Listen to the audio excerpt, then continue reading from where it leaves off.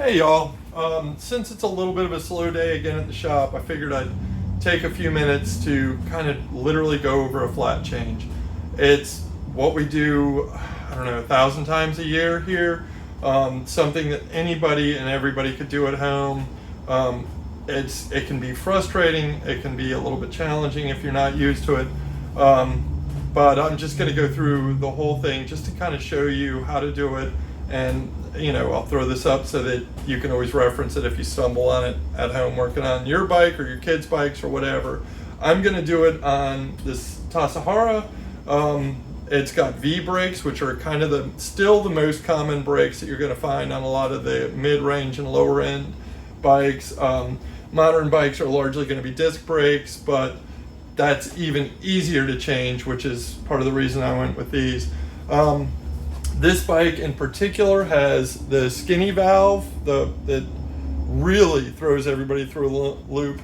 It's a Presta valve tube, and almost all bikes tubes will have a little illustration, or it'll say Schrader or Presta on it. Presta is the skinny valve, and for comparison, this one has the Schrader valve, which is right here. The other thing that people sometimes get confused with is, well, what size tube is it?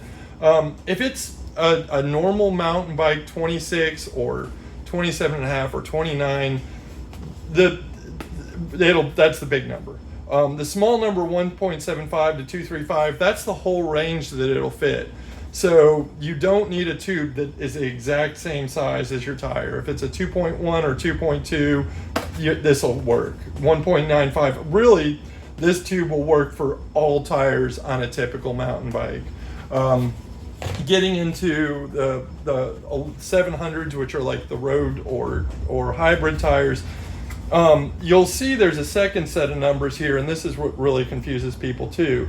So this is a 700 by 40 to 45, or 45 to 50 rather, which is a pretty chunky gravel tire. And below that it says 29 by 1.75 to 2.0. So it will work in a 29er.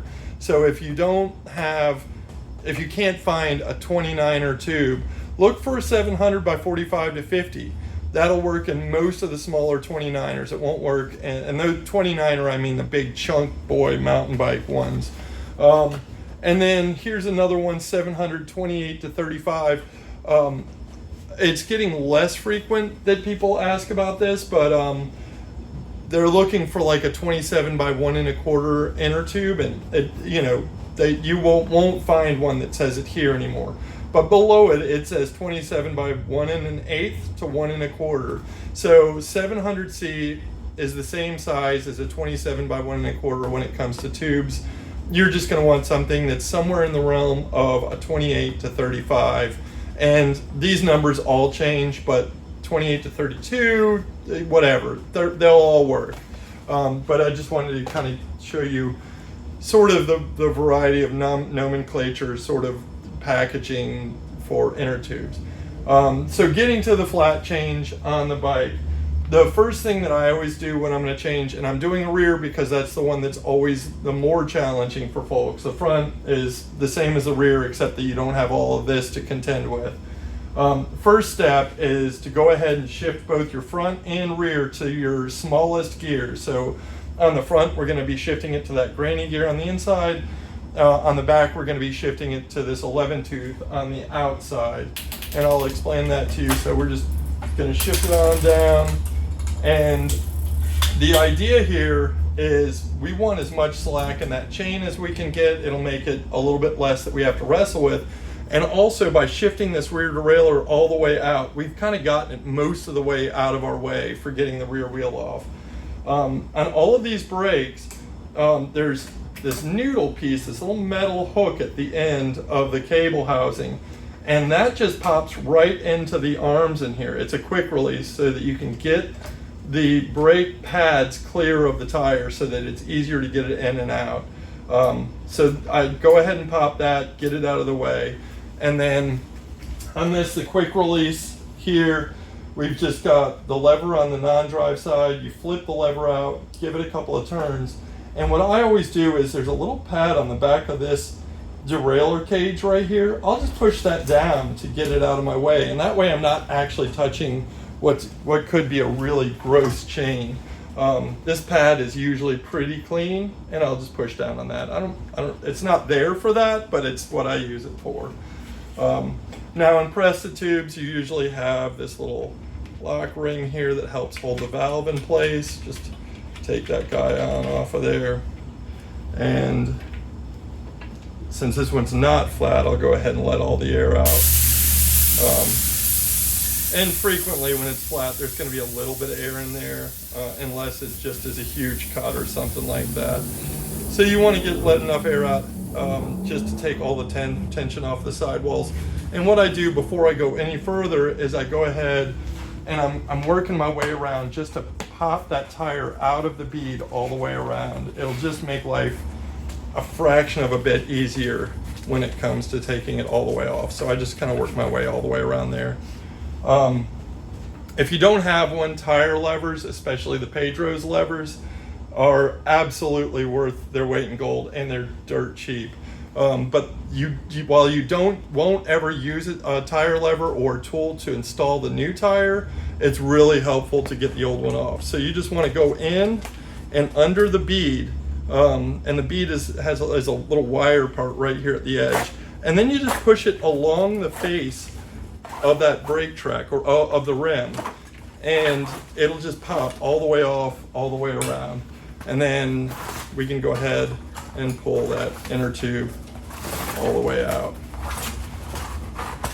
Now, anytime I pull an inner tube out, anytime I'm doing a flat change, I go ahead and pull the whole tire off. And the reason I pull the tire off is there are a lot of times where you can't find, just looking at the outside of the tire, you can't find what caused that puncture. So what I do is I run my fingers inside the tire and just run them all the way around while I'm looking at the tire to see if I see anything, and more importantly, see if the tips of my fingers, which, they're pretty sensitive, if they feel a little piece of wire, which is usually the culprit, you won't see it here, but you can feel it in here. So I just run my fingers around, make sure there's nothing in there that caused it, and because putting a new tube in and immediately getting a flat is always a bummer. So putting it back on, pretty much the opposite-ish of taking it off. I have a habit of course, making sure my direction is correct. Some tires are directional. I think it's more aesthetics than it is. It's not going to matter. But I do like to also line up my logos on the side of the tire with the valve holes. It just looks a little bit better. Makes it look pro. And so kind of just get that guy seated in there. And what I'm doing is I'm just hooking the one side of the tire and keeping the other side of the tire free. This will also allow me to fine tune my location of my logos. And then we're going to set that guy aside for just a second, grab our tube out of the box, and you always want to inflate this tube just a little bit before you get started. And the reason is if you don't inflate the tube, you can end up twisting it while you're installing it. You can end up folding it over itself. It's also just that much more challenging, because if you put a little bit of air in the tube, it'll push its way into the cavity of that tire and be clear of the rim. So want to go ahead and put just a little bit of air, and this unpressed as you want to unscrew that valve just a little bit and just make a circle out of it. So we're just making a circle, and then we're going to throw the tube in. Again, we see where our logos are. What I do is I peel the tire back so that I can see down into the rim here. Oh, I should have closed the valve. Close the valve after you put air in it. See, now it's no longer a circle. Put a little bit of air in there. I'm going to close the valve this time. Close the valve, shove it into that hole, and then once it's in the hole, we're just going to tuck it all the way around into the wheel here. And once it's kind of tucked in the tire, you can already see it's pretty much out of our way. I'm not wrestling with it, I'm not doing anything. And again, I'm gonna start up here at the valve again with putting the tire back in and just work our way all the way to the far side. Now, sometimes when you get to this point, it can be very, very tight. And what's causing that is there's a few things. There's different exact tire and rim combinations that are a nightmare. Most of the time what's happening is the inside of the rim has got kind of a concave surface. So if it's catching on the high side of that concave surface, it's pulling the tire down. So what we want to do is just make sure that it is sitting in the lowest point of the rim all the way around, and then it's real easy. No tools necessary to pop that guy on. That way, the other reason you don't use a tool is you don't want to risk puncturing the tire with a tool getting it on there. And thumbs are helpful. So that's it. That's on there. I go ahead, and even though my brakes are still open, I go ahead and install it back into the bike flat like this. And the reason is I don't like wrestling. And sometimes, even with that quick release out of the way, a fully inflated tire can still be just a pain in the tuchus to get in there. So again, coming in on that same derailleur, pushing it down, and what I'm doing is I'm hooking the cassette into the hoop that the chain has created, and it doesn't matter what cog it's in. Remember, I was shifted all the way down here, and now I'm in the middle of the cassette. It really doesn't matter. Make sure you're fully seated, and then lock her back into place. And I'm looking up here to make sure that I'm even between my chain stays and that I'm not crooked in there, because a lot of the times if you put it back in and it's off slightly, you'll go to put the brakes back on, and now you're like, heck, why is one side dragging? I didn't do anything to the brakes. And then you go start messing with brake pads and stuff like that, and it's all because the axle wasn't perfectly in there. So just a frustration that if the brakes are off and you didn't touch the brakes, then it's probably the wheel that's in there crooked. The one caveat to that is sometimes when you open the brakes, especially if you're jerking around on the bike or bumping around, sometimes the cable will pop out up here at the front because there's no tension on anything.